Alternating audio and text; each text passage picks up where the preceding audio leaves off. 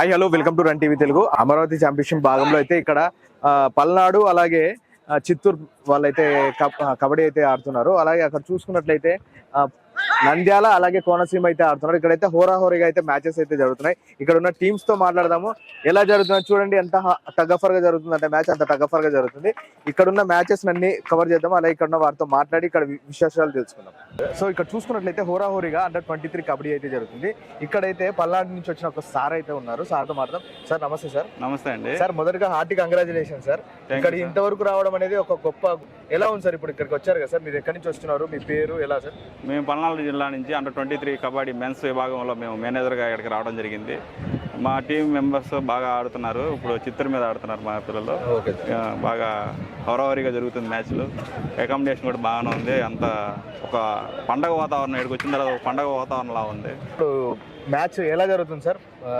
ఎట్లా top score తో మా వాళ్ళు టాప్ స్కోర్లలో ఉన్నారండి. ఇప్పుడు మంచి లీడ్లోనే ఉన్నారు ప్రజెంట్.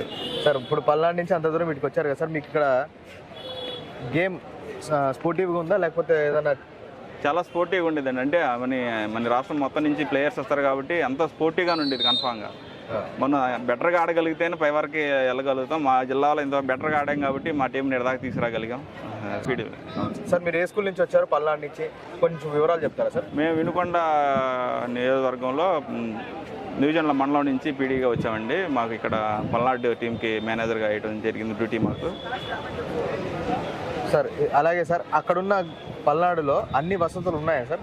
వసతులు అన్నీ ఉన్నాయండి. అంటే ఒకప్పుడు లేవనే వాళ్ళు కానీ ఇప్పుడు అన్ని చోట్ల అన్ని డెవలపింగ్ ఉంది. పల్నాడు కూడా మంచి ఏరియానే, బాగా ఆహ్లాదకరమైన వాతావరణం, గేమ్స్కి కానీ అన్నిటికీ అక్కడ ఉన్న ఎమ్మెల్యేలు కానీ అందరూ మంచి సపోర్ట్ ఇస్తారు. అన్నా ఇప్పుడు మీ లైఫ్ జర్నీ ఎట్లుండింది అన్నది?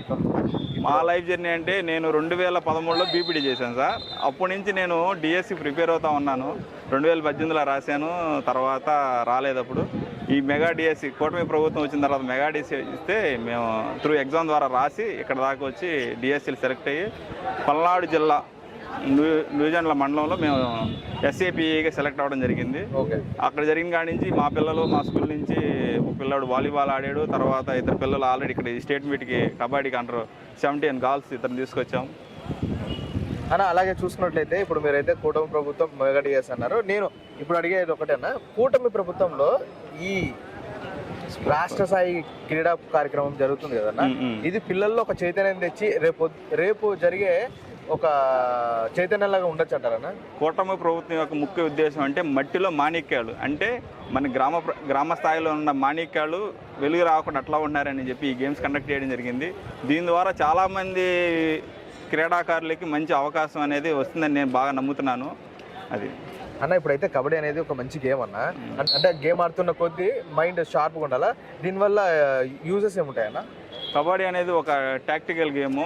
మైండ్ అండ్ బాడీ రెండు పనిచేస్తేనే ఒక రైడర్ని కానీ డిఫెండర్ని కానీ డిసైడ్ చేయడం జరుగుతుంది. ఇది చాలా అంటే ఎక్కువ ఇదిగా ఆడాలన్నమాట. కొద్దిగా బాడీ స్ట్రెంత్ కూడా ఉండాలి, ప్లస్ మైండ్ కూడా కంట్రోల్లో పెట్టుకుని ఆడితేనే మ్యాచ్ గెలవడానికి అది కోఆర్డినేషన్ గేమ్. ఇది ఒక టీమ్ ఈవెంట్ కాబట్టి అందరూ కోఆర్డినేషన్ అయితేనే మ్యాచ్ గెలవడానికి అవకాశాలు ఎక్కువ ఉంటాయి. అన్న చివరిగా అన్న కబడ్డీ గేమ్ ఇప్పుడు మీరు విన్నింగ్ అవుతారా లేదా? విన్నింగ్ డెఫినెట్గా అవుతాము. మా యొక్క ప్లేయర్స్ గోల్ ఏంటంటే ఫైనల్ కొట్టాలనే దృఢ నిశ్చయంతో ఉన్నారనమాట. అలా ఖచ్చితంగా అయితే రన్ టీవీ తెలుగు నుంచి అయితే మీరు ఫైనల్ కొడతారని, పల్నాడు టీం అయితే ఖచ్చితంగా ఫైనల్ కొడుతుంది. అట్లాగే మీ దగ్గర నుంచి నేషనల్ ఇంటర్నేషనల్ లెవెల్లో అయితే ఖచ్చితంగా ఆల్రెడీ ప్లేయర్స్ తీసుకెళ్ళాలని కోరుకుంటున్నాం. పల్నాడు నుంచి లాస్ట్ ఇయర్ పిల్లడు నేషనల్ ఆడి ఉన్నాడు, మనోడు అక్కడ ఉన్నాడు. మన పల్నాడు నుంచి మన్నాడు నేషనల్ ఏషియన్స్ ఆడటం జరిగింది. మనోడు పల్నాడు జిల్లా అన్న. మీరైతే పల్నాడు నుంచి నేషనల్ కబడ్డీ ఆడినట్లయితే చెప్తున్నారు. మీ పేరన్నా, మీ జర్నీ ఒకసారి చెప్తారన్నా? నా పేరు గద్ద హరీష్ అండి. నాది చిన్న గ్రామం. కొంచెం చిన్నప్పటి నుంచి కష్టపడుతూ కొంచెం ఫ్యామిలీ సపోర్ట్ కూడా లేదు. వచ్చి గుంటూరులో ఉండి మా కోచ్ వల్ల కొంచెం ఇలా చాలా కష్టపడుతూ ఆడాను. మీ కోచ్ పేరు చెప్తారా? మా కోచ్ పేరు సురేష్. అలాగే ఇప్పుడైతే మీరు కబడ్డీ ఆడుతున్నారు కదా, మీ ఫ్యామిలీ మెంబర్స్ కానివ్వండి, దీన్ని ఎట్లా తీసుకునేవాళ్ళు, సపోర్ట్ చేసేవాళ్ళ? సపోర్ట్ అంటే వీళ్ళకి కబడ్డీ గురించి తెలియదు, కొంచెం దాని గురించి తెలిసే వాల్యూ గురించి అంటే తెలిసిన వాళ్ళకంటే ఏదైనా చెప్పగలుగుతారు, తెలియని వాళ్ళకి ఏం తెలియదు సార్. అంటే సపోర్ట్ అంటే కొంచెమన్నా సపోర్ట్ చేసేవాళ్ళ అమ్మ నాన్న అంటే సపోర్ట్గా ఉండేవాళ్ళు అంతే. ఫ్యామిలీ మెంబర్స్ అయితే ఖచ్చితంగా అయితే ఉంటారు. ఎందుకు గ్రామానికి గేమ్స్ అంతా అనే వల్ల అంటారు కానీ వాళ్ళే సపోర్ట్ చేస్తూ ఉంటారు. సో మీరైతే నేషనల్స్ అయితే ఆడినారు. మీ అనుభవాన్ని మా ఛానల్ ద్వారా ఏమైనా చెప్తారా? అదేం సార్, కష్టపడ్డాడు ఇప్పుడు ఉపయోగం ఉండట్లేదు సార్ ఈ జనరేషన్లో. ఇప్పుడు ముందు ప్లేయర్లు ఎదగాలన్నా సరే గవర్నమెంట్ నుంచి ఏదైనా సహాయం ఉండాలి, లేదంటే ప్లేయర్స్ ఏదైనా చేయాలి. అలా చేయకపోతే ప్లేయర్స్ అనేది రావట్లేదు సార్. అన్న ఖచ్చితంగా అన్న మీరు చెప్పినట్లు ఇప్పుడున్న గవర్నమెంట్ అయితే ప్లేయర్స్ని మట్టిలో మాణిక్యాలని తీసే ప్రయత్నంలోనే ఉన్నారు. ఒక గొప్పగా ఇట్లాంటి వ్యక్తులను అయితే తీయాలన్నారు. మీకైతే గవర్నమెంట్ అయితే సాయం చేస్తుందని అయితే నేను కోరుకుంటున్నాను అన్న. అలాగే అన్న మిమ్మల్ని అడగాల్సిన క్వశ్చన్ ఒకటి ఉందన్న. గవర్నమెంట్ అయితే 2% నుంచి 3% అయితే చేసింది. దీన్ని మీరు ఎట్లా తీసుకుంటారు? చాలా ఆహ్లాదకరమైన విషయం ఇది. ఒక యాజ్ ఏ పోలీస్ పర్సన్కి కొంత ఎడ్యుకేషన్ ఉండడానికి అందరూ నమ్ముతారు. కానీ ఇప్పుడు వచ్చే పిల్లలు స్పోర్ట్స్ ప్లస్ ఎడ్యుకేషన్ రెండూ ఉంటున్నాయి.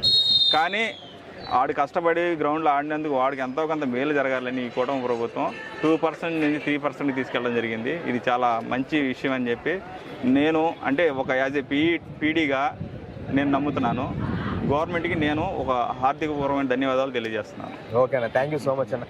మీ టీం ఖచ్చితంగా గెలుస్తుంది. నెక్స్ట్ మంచి నేషనల్స్ ఆడాలని అయితే కోరుకుంటున్నామన్న. ఖచ్చితంగా మా రన్ టీవీ ప్రేక్షకులు అయితే మిమ్మల్ని అయితే హార్ట్ఫుల్గా కంగ్రాచులేట్ చేస్తారన్న. Thank you so much.